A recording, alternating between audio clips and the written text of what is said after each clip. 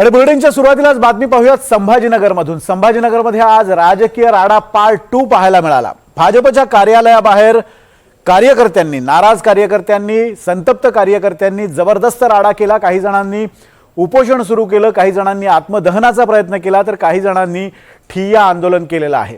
या सगळ्या कार्यकर्त्यांच्या रडारवर संभाजीनगरातले भाजपचे दोन नेते होते। पहिले म्हणजे मंत्री अतुल सावे आणि दुसरे म्हणजे माजी मंत्री डॉक्टर भागवत कराड। नेमकं या नाराजांचं काय म्हणणं होतं आणि नेत्यांचं काय म्हणणं आहे आपण पाहूयात या स्पेशल रिपोर्टमध्ये।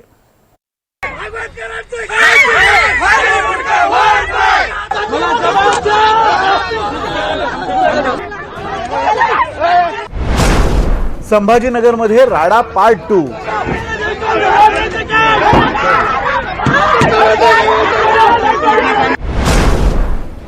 भाजपमधली अस्वस्थता, धुसफूस आणि संतापाचा कडेलोट। भागवत कराड त्याला लाज वाटली का? भाजप नेत्यांच्या गाड्या अडवल्या।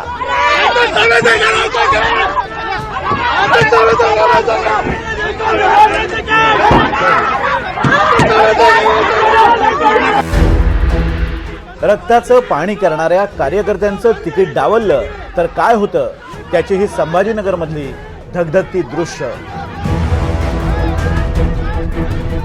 गेले 2 दिवस भाजपमधल्या इच्छुक, नाराज, संतापलेल्या आणि डावलल्या गेलेल्या कार्यकर्त्यांनी भाजप कार्यालयात ठिय्या मांडलाय। तिकीट दिलं नाही त्यामुळे इच्छुकांचा संयम सुटलाय। एका कार्यकर्त्यानं तर आत्मदहनाचा प्रयत्न केला।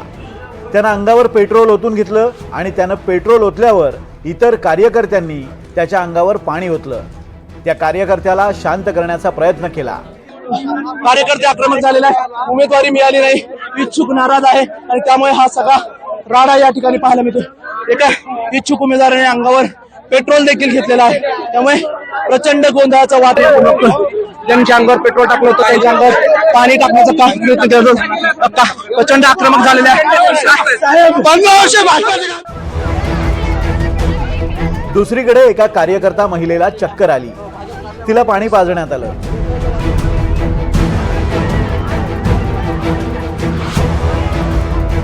आणखी एका कार्यकर्त्यानं कपडे काढून आत्मदहनाचा प्रयत्न केलाय।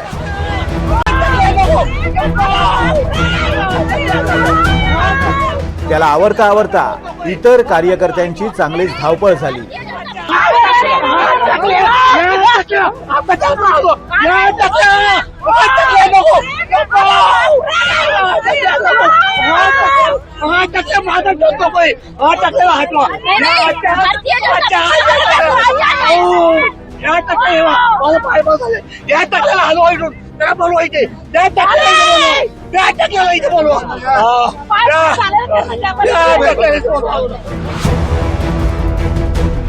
सगळे कार्यकर्ते नेत्यांची वाट पाहत थांबले होते।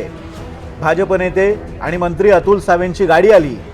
कार्यकर्त्यांनी सावेंची गाडी अडवण्याचा प्रयत्न केला, पण पोलिसांनी कार्यकर्त्यांना अडवलं आणि सावेंची गाडी कार्यालयात गेली। त्यानंतर भाजप नेते भागवत कराडांची गाडी आली। भाजप कार्यकर्ते भागवत कराडांवर प्रचंड संतापले होते। पोलिसांना न जुमानता भाजप कार्यकर्त्यांनी भागवत कराडांची गाडी अडवली। कार्यकर्ते प्रचंड संतप्त होते। कार्यकर्त्यांनी कराडांच्या समोरच त्यांच्या फोटोला काळं फासलं।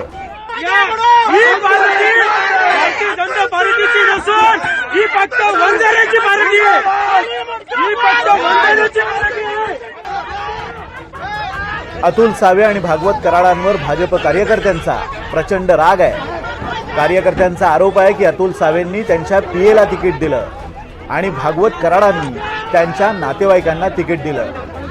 रस्त्यावर फिरणाऱ्या भाजप कार्यकर्त्याला मात्र दोन्ही नेत्यांनी डावललं। मी 25 वर्ष काम केलं, यांनी मला आश्वासन दिलं। संध्याकाळी यांनी मला 3 वाजेपर्यंत सांगतात, 2:30 वाजेपर्यंत सांगतात तुझं तिकीट आहे, ते म्हणतात तुझं तिकीट आहेच आहे। यांनी वंजारीला या सावेंनी त्यांच्या पीएला तिकीट दिलं साहेब। पीएला तिकीट तुम्ही मीडियाला माहिती आहे ना, त्यांनी पीएला तिकीट दिलं। या टोकाचं पाऊल उचलण्याचं कारण काय साहेब? यांनी मला धोका दिला, का नाही सांगितलं लवकर? मायबाप जनतेची अपेक्षा पूर्ण झाले होते साहेब. मी तुम्हाला काय सांगतो, यांनी कागदकरांनी त्याच्या जातीच्या माणसाला जो 2% सर्व्हिसमध्ये नाहीये, सर्वेमध्ये 2% नाहीये. त्यानंतर साहेब मी तुम्हाला सांगतो 2% सुद्धा नाही त्याचा तो सागर पाहिलं 2% नाहीये. सर्व बघा 2% नाहीये तरी त्याला तिकीट दिलं. मी रात्रंदिवस झटलं साहेब यांना साहेब बीजेपी साठी. मी तुम्हाला सांगतो साहेब, मी सगळं बर्बाद करून मी बीजेपीत पूर्ण काम केलं. मला हे माहिती होतं, काल सकाळपर्यंत माझ्या यादीत नाव होतं वरती. सक्षम महिला 7 नंबर मध्ये कोणीच नव्हती, ओबीसीची मीच होते. आणि मग तुमच्या बेडवरच्या महिलेला आणि घरगुती महिलांचा कोणता असा सर्वे आहे त्यांनी मला उत्तर द्यावं. घरात बसणाऱ्या महिलेचा कोणता सर्वे, तुम्ही घरात बसणाऱ्या महिलेला तिकीट देतात, कोणता सर्वे? आता पुढची काय भूमिका असणार आहे? पुढची भूमिका, जर आम्हाला तिकीट मिळालेलं नाहीये, सच्च्या कार्यकर्त्यावर अन्याय झालाय, आम्ही आणू देणार, येऊ देणार नाही त्याला. कार्यकर्त्यांच्या रोषाला भागवत कराडही सामोरे गेले नाहीत आणि मंत्री अतुल सावेही कार्यकर्त्यांना चुकवून निघून गेले. भाजप आमदार संजय केनेकर मात्र कार्यकर्त्यांना भेटायला आले, कार्यकर्त्यांबरोबर खाली बसले, कार्यकर्त्यांची समजूत घालण्याचा प्रयत्न केला.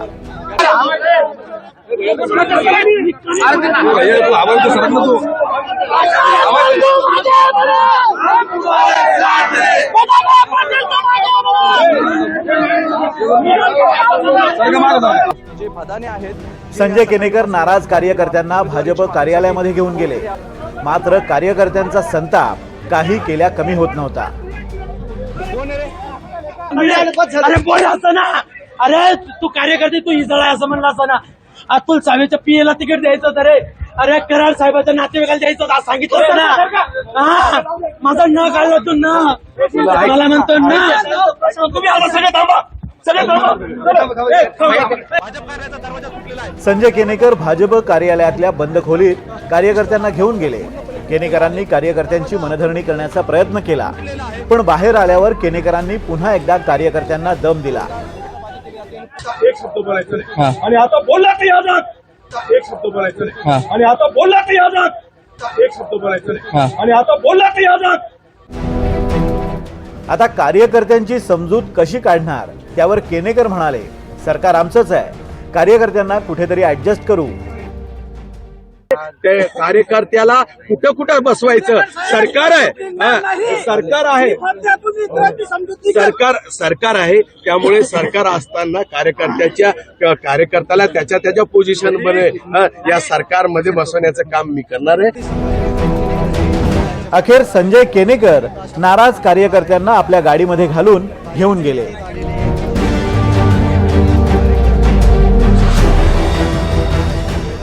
रक्ताचं पाणी करणारा कार्यकर्ता इतका नाराज असताना संजय केनेकर वगळता भाजपचे नेते कार्यकर्त्यांची भेट घ्यायलाही तयार नाहीत. कार्यकर्त्यांचा हा संताप पाहता संभाजीनगर भाजपमधलं वादळ इतक्यात शमणार नाहीये.